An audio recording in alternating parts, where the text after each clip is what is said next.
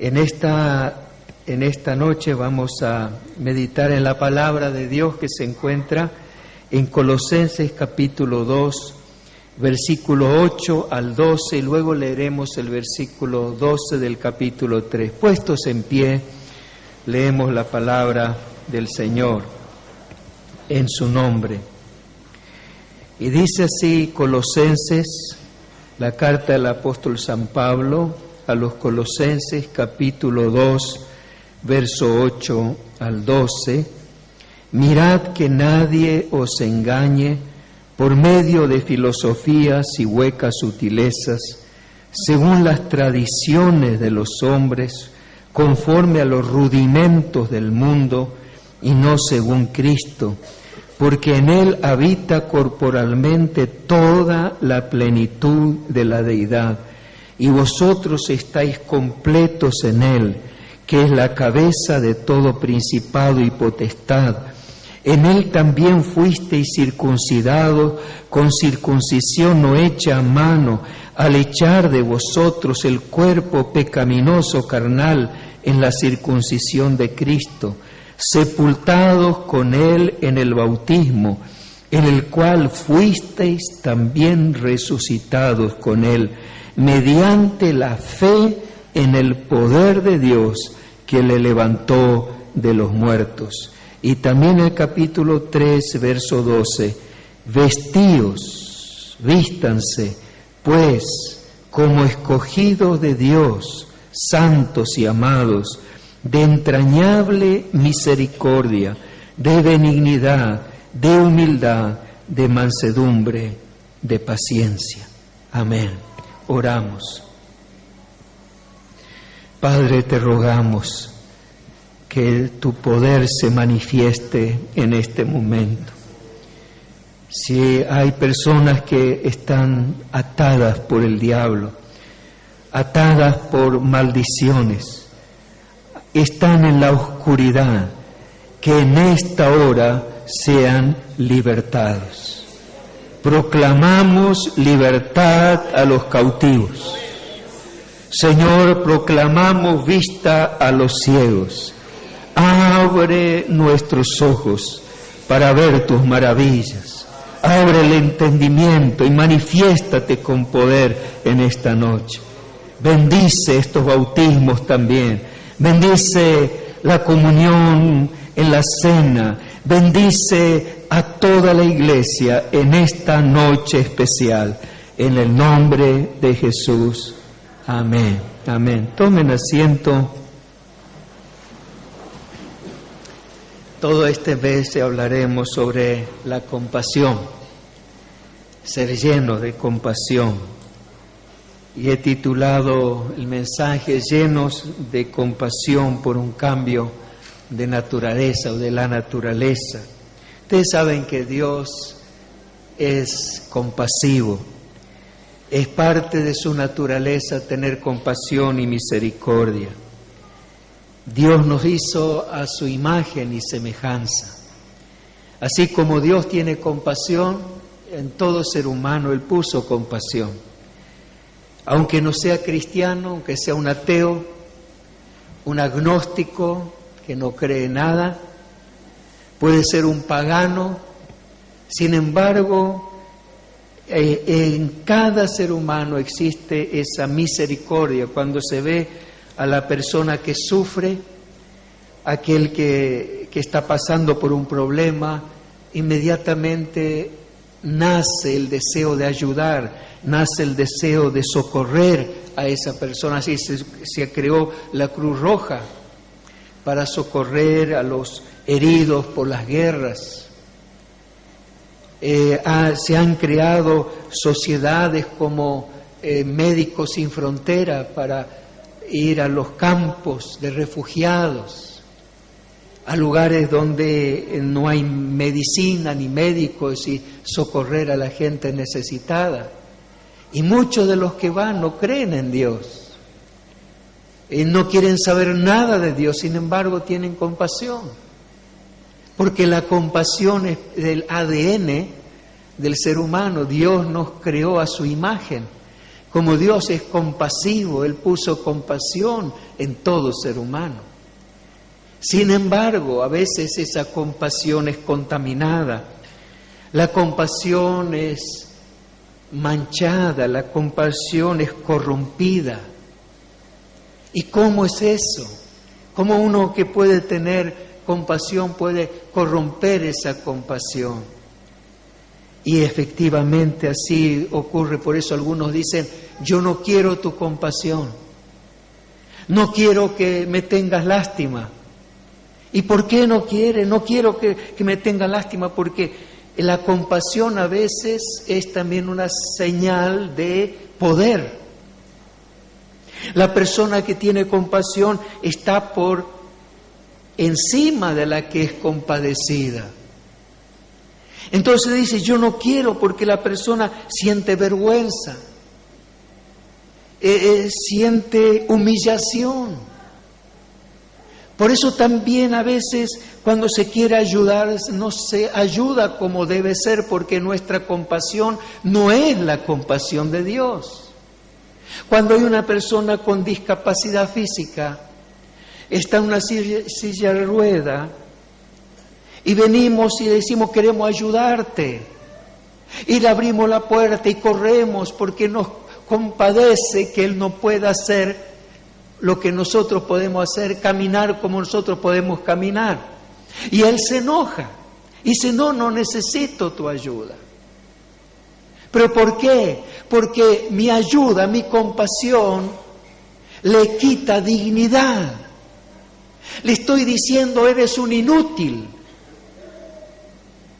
No sabes, no puedes. Estoy diciendo que él no puede cuando él puede.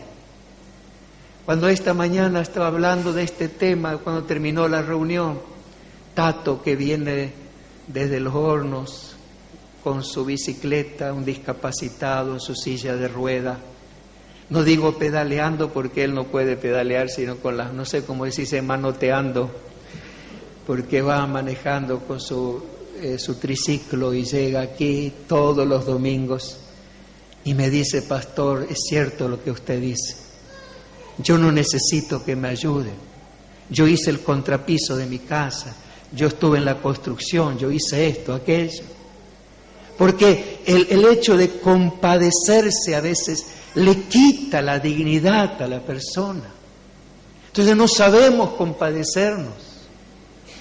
El padre que se compadece de su hijo y no lo quiere disciplinar, no le quiere corregir porque pobre va a sufrir. ¿Qué hace esa compasión? Está creando una persona inútil para la sociedad. La madre que no quiere que el hijo sufra, entonces le hace los deberes. A ver, hijo, ay, pobrecito, anda a jugar mientras yo te hago los deberes.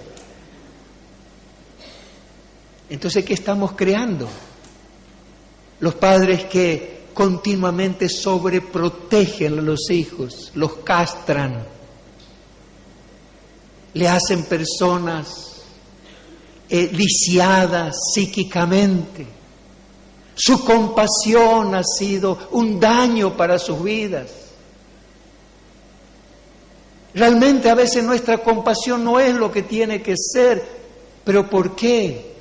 Y recuerdo una historia que leí en un libro acerca de un hombre que volvía a su cabaña en un frío invierno. Todo el campo estaba lleno de nieve, los árboles nevados, el paisaje blanco, y él se iba por su sendero hacia su cabaña y encontró en el camino una víbora congelada y le tuvo compasión de la víbora y la levantó. Pensó: pobrecita, se está muriendo de frío, y la llevó a su cabaña. Frente al hogar estaban los leños encendidos cerca del fuego, la puso al lado para que se caliente. Y la víbora comenzó a reaccionar ante el calor y se le fue el frío y empezó a moverse. Y cuando aquel hombre menos lo pensó, la víbora en un salto lo atacó, inyectó, lo mordió y inyectó su veneno mortal.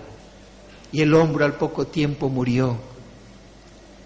Y el autor del artículo decía: No critico al hombre que tuvo compasión, pero tampoco a la víbora, porque la naturaleza de la víbora era esa. Ella era así. Ella iba a reaccionar de esta manera por su naturaleza. Y yo estoy pensando en la naturaleza corrompida, porque el pecado corrompió esa imagen de Dios, esa buena compasión, ese amor puro, esa humildad verdadera, y la distorsionó en nosotros. Y Jesucristo vino para que recuperemos esa imagen que hemos perdido de Dios, que esos valores que hemos perdido de Dios, el ADN de Dios mismo que fue corrompido. Y permítame explicar el texto que he leído de la carta a los Colosenses del apóstol Pablo en 3 planos. El primer plano, quiero hablar del contexto en que Pablo escribió esta epístola. ¿Cuál es el contexto? ¿Qué es contexto? En estos días escuché al menos 2 políticos que se quejaban de que sus palabras fueron sacadas de contexto. Quiere decir que ellos en un contexto hablaban de una cosa y otros recortaron lo que dijeron y lo pusieron en otro contexto. Y decían, eso no lo dije en ese contexto, lo dije en este. Y a veces algunos cuando leen la Biblia lo leen en otro contexto, lo leen en su propio contexto. O lo leen en un contexto imaginativo y no en el contexto en que se escribió lo que se escribió. Y permítanme contarles cómo fue el contexto. Y tengo que remitirme al tiempo que el apóstol Pablo estuvo en Éfeso. Éfeso era la capital comercial, religiosa y política de lo que se conoció como Asia Menor. Hoy día Asia Menor es lo que se conoce como Turquía. Y Éfeso tenía vías de comunicación con varias ciudades. En ese tiempo, cuando el apóstol Pablo predicaba en Éfeso, miles se convertían, se bautizaban, destruían sus ídolos, quemaban los libros de magia. Miles se volvían a Dios, los templos paganos quedaban vacíos. Y el apóstol Pablo entonces fue a una escuela y comenzó a formar discípulos, hizo un seminario. En ese seminario preparó a evangelistas que iban a las ciudades de Asia Menor a plantar iglesias, a predicar el evangelio, a bautizar y a formar iglesias. Así que en una de esas reuniones había un hombre llamado Epafras que se convirtió por la predicación de Pablo y fue a su seminario. Y entonces el apóstol Pablo le dice que vaya a Colosas y funde ahí una iglesia, que comience predicando. Y Epafras fue a Colosas y predicó, se convirtieron la gente. De Colosas fueron a Hierápolis.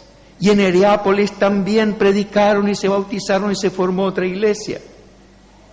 De Hierápolis fueron a la Odisea y también hicieron lo mismo y fundaron una iglesia. Y aquí vemos a discípulos de la 4ª generación. Y el apóstol Pablo nunca estuvo en esa región, no conoce a Colosas. Estaba Epafras, que él estaba visitando estas iglesias, pero surgieron algunos problemas. Y Epafras no sabía cómo resolverlos. Ya no estaba Pablo en Éfeso, Pablo estaba preso en Roma. Entonces Epafras hace un largo viaje para hablar con Pablo. Mire, Pablo, tengo problemas en las iglesias, principalmente en la iglesia de Colosas, porque han venido algunos que enseñaban que no estamos completos en Cristo, que como cristianos nos falta. Ustedes sí recibieron a Cristo, se bautizaron, pero le falta algo más.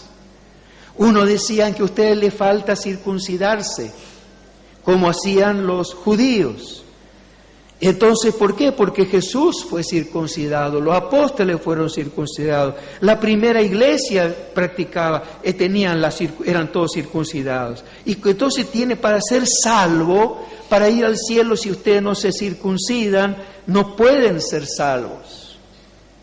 Enseñaban de que tenían que abstenerse de alimentos, no tenían que comer, por ejemplo, carne de cerdo, jamones. Nada de jamón, nada de sandwichito de ahora en adelante. Empezaron a decirle, tienen que guardar cierta fiesta de los judíos. Otros decían, mire ustedes, lo que pasa es que ustedes tienen maldiciones de sus ancestros. Hay un acta que está en contra de ustedes porque la Biblia dice que si uno no guarda estas cosas de la ley, las maldiciones vendrán, ustedes están bajo maldición. Y hay algunos que como el día de hoy también crean cosas diciendo, no, que Jesucristo no es suficiente. Les falta, ustedes no están completos, a ustedes les falta hacer sanidad interior. Ustedes tienen que renunciar a esto, a aquello, entonces recién van a ser libres. Y eso se predica hasta el día de hoy en algunos lugares como se predicaba en Colosas. Decían que Jesucristo no era Dios, no era igual a Dios, era inferior a Dios. Dios estaba y Jesucristo estaba en segundo lugar. Otros decían, bueno, aún los ángeles y arcángeles, principado y potestad, estaba Dios, principado y potestad, y después estaba Jesucristo. Y lo que gobernaba era lo que estaba arriba. Jesucristo es inferior a eso. Y enseñaban estas cosas. Y Pablo entonces le dice a Epafras, yo voy a escribir una carta, no conozco la iglesia, he oído de ella, pero voy a escribir una carta y quiero señalar estas cosas. Y quiero que leas esta carta y que la leas en la Odisea también, que ellos sepan, realmente conozcan aún el propósito de su bautismo, el porqué, qué significa el bautismo. Y entonces, respondiendo a aquellos que decían, por supuesto que decían que Jesucristo no es Dios, que la divinidad está fuera, estaba Dios y Jesucristo en segundo lugar, les dice, escribió, porque en Él, en Cristo, habita corporalmente o físicamente toda la plenitud de la deidad.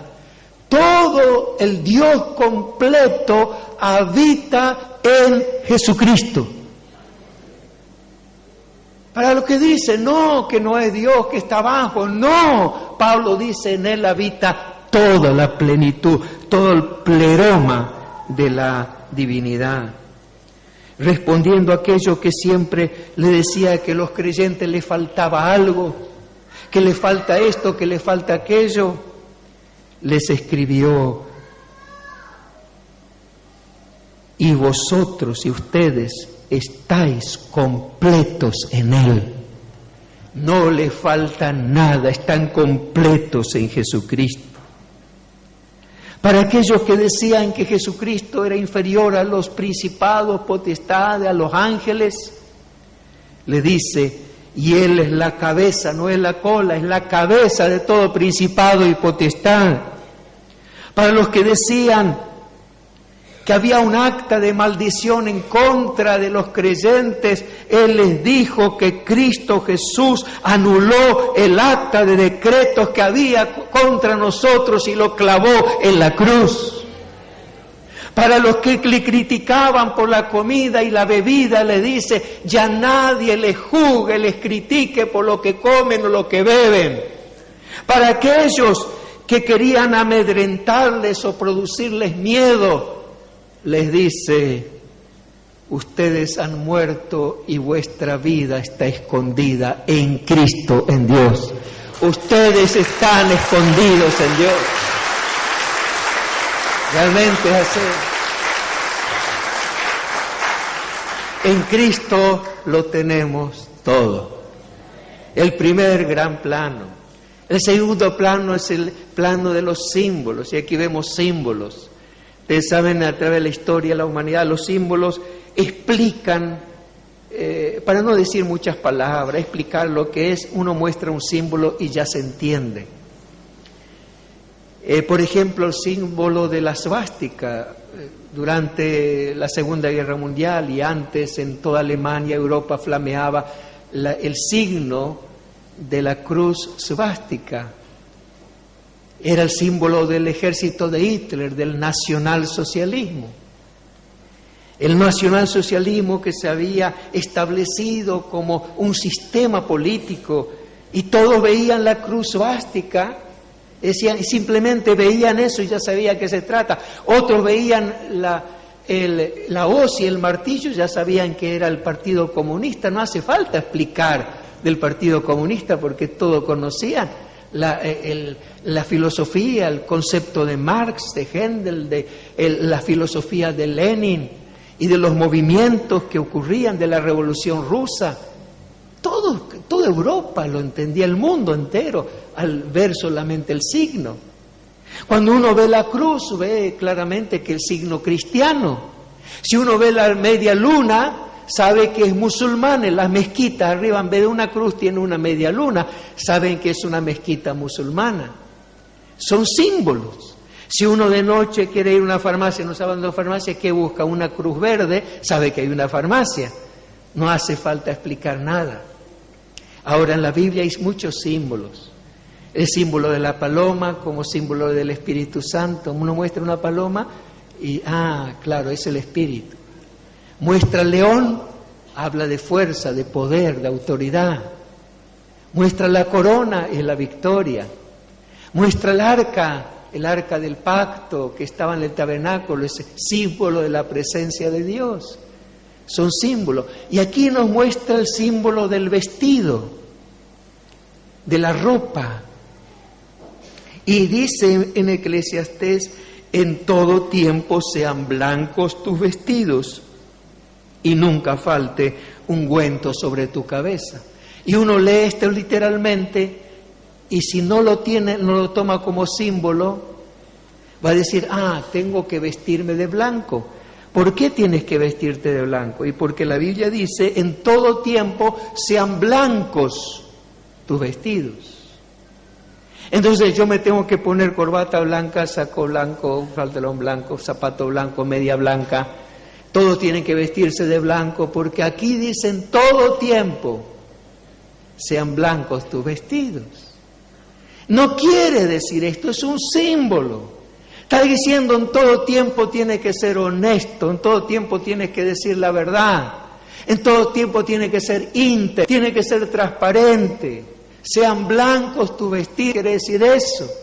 Pero no solamente la blancura quiere decir esto. Cuando Jesús se transfiguró, dice la Biblia que estaba Pedro y Jacobo y Juan y lo estaban mirando y de pronto la apariencia del rostro de Jesús cambió. No era la misma cara, era otra cara. Y fíjense qué interesante que siempre la Iglesia predicó sobre las dos naturalezas de Cristo. Cristo completamente humano y completamente divino.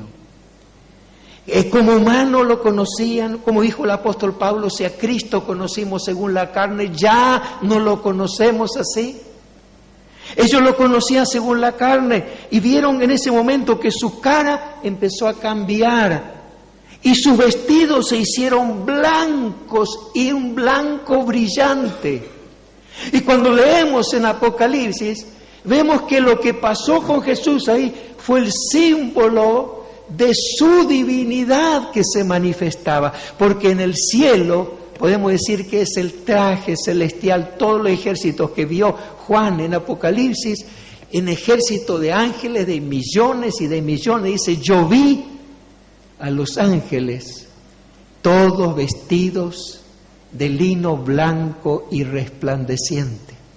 Jesucristo tiene vestidos resplandecientes, completamente blancos.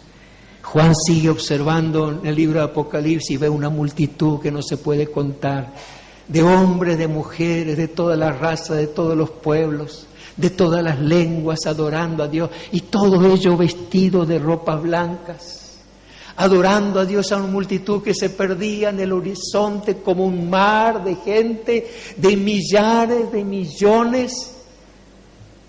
Y le pregunta a Juan el ángel, ¿quiénes son estos? Y tú lo sabes. Dime quiénes son. Estos son los que han lavado sus ropas en la sangre del Cordero. Oh, que han sido perdonados. Eso Juan nos vio a nosotros allí en la multitud adorando, porque Dios ha perdonado, nos ha limpiado y nos ha vestido de ropas blancas para que le adoremos por los siglos de los siglos. Gloria a Dios. Un símbolo. Y aquí pasa diciendo, vístanse ahora. Ahora dice Pablo, habla de la elección de Dios. La tercera etapa habla de una elección, santos y amados. Vístanse de entrañable misericordia. El nuevo hombre, el viejo hombre fue deteriorado. La compasión de nuestra naturaleza anterior fue corrompida. Pero ahora Dios a través de Jesucristo ha preparado una nueva naturaleza. Esa nueva naturaleza está para aquellos que reciban a Cristo. Dice el apóstol Pablo que los que son bautizados en Cristo. Quiere decir, los que hoy van a ser bautizados no solamente van a ser mojados, sumergidos en el agua, van a ser sumergidos en Cristo Jesús. Dentro de Cristo Jesús. En Cristo Jesús. Así que van a ser revestidos de la naturaleza de Dios. Un hombre nuevo, una nueva vida. Ese es nuestro vestido. Y sobre ese vestido dice, revístanse de esa entrañable misericordia. Otra versión dice, revestido de un corazón compasivo. Me gusta esta de la Nueva Biblia Española, la traducción dice, vístanse de ternura profunda, vístanse de ternura profunda, revistan de sentimiento de tierna compasión, dice otra versión. Que Dios ha preparado eso para nosotros. Ahora nuestra compasión es santificada. Hay algo nuevo en nosotros. Podemos mirar con nuevos ojos, aún al que sufre. No estamos viendo imposibilidades, porque estamos mirando aún al que sufre y le podemos decir, yo creo que todo es posible para Dios. Para Él nada es imposible. Él puede cambiar esa situación. Gloria a Dios. La compasión es diferente. Cuando Jesús dice, tuvo compasión de la gente. ¿Y qué hizo cuando tuvo compasión? Sanó a los que estaban enfermos, libertó a los que estaban cautivos por el diablo. La compasión de Él fue gloriosa. Así es la compasión con la cual Dios nos reviste a nosotros. Algo tan precioso, tan precioso. Cuando Pablo se refiere al bautismo, nos dice que resucitamos mediante la fe en el poder de Dios. Mediante la fe en el poder de Dios. Es interesante cuando yo estaba analizando aquí el texto de la vestidura. Cuando habla de ser revestidos, nunca pensé que la palabra vestido, revestido, signifique también en griego ser sumergidos. Es decir, arropados, revestidos de la ropa, es como sumergidos dentro de la ropa, del vestido.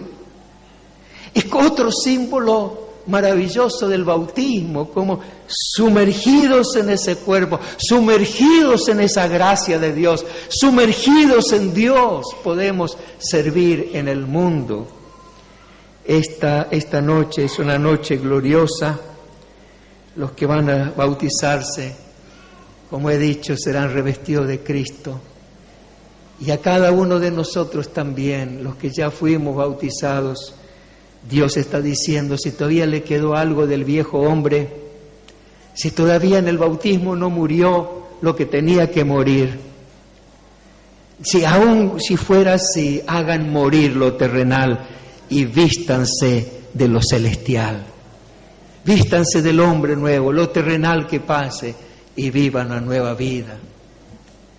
Algunos, por supuesto, por ahí la obra no fue tan completa. Le preguntaron a Martín Lutero cómo es posible que si en el bautismo uno muere al hombre viejo y sale con un hombre nuevo, ¿por qué algunos cristianos después del bautismo todavía tenían cosas del hombre viejo? Y entonces Martín Lutero dijo, es que el hombre viejo sabe nadar.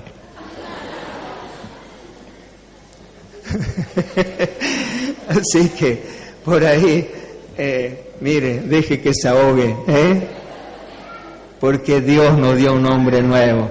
Usted es un hombre nuevo, una mujer nueva para la gloria de Dios. Amén. Gloria a Jesús. Aleluya. Amén. Aleluya.